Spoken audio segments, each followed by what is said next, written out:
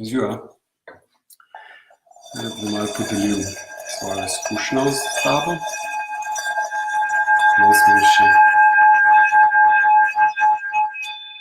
vibracijo tibetanske sklede, ki se lepo zliva z mojo lastno vibracijo, ki jo čutim.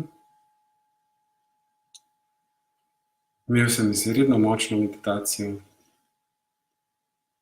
Zelo jasno sem se zavedal, kako v meni obtičale energije bremzajo moje sanje, mi govorijo, da nisem vreden in me s tem zaustavljajo, da ne grem do konca v tistem, kar bi želel, kar bi iskreno želel početi v življenju. Vidim ovire tam, kjer jih ni, bojim se tisoč stvari. In vse to je popolnoma nepotrebno, ne samo v teoriji, ampak tudi v praksi.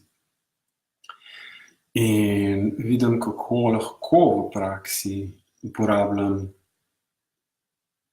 to tehniko dihanja in to zavest, ki jo gojim in negujem skozi dihanje, da v trenutkih, ko se odločam za velike stvari, strateške odločitve v mojih projektih in majhne odločitve, kako reagirati, kaj reči, kakšen mail napisati, kako občevati z ljudmi, kaj čutiti, kako se odločati za to, kaj čutim in kako sploh delujem.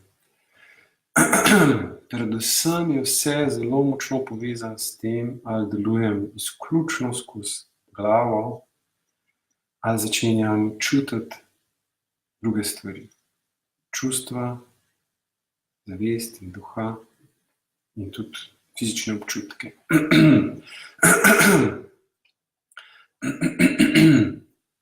Nekaj se mi je tudi čistilo skozi grlo, zelo močno, kjer je velik del moje obtičale energije, zato se včasih težje izražam, kot bi se lahko, kot pisatelj in celilec. In sem tudi preveč kritičen na čas. Učim se samo ljubezni glede tega in mislim, da mi gre vsak dan čedalje bolje. To je vse za danes. Mogoče se vidimo jutri ali pa v kakšnem naslednjem dnevu. Ta mesec bom še delal vsak dan meditacijo, izpuščanja entitete.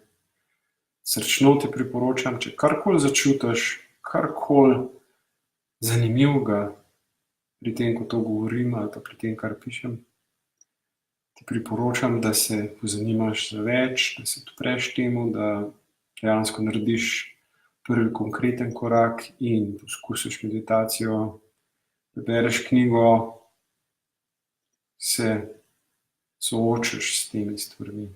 Mogoče so tudi na tvoji poti, tako kot so na moji, močno. Hvala. Lep dan.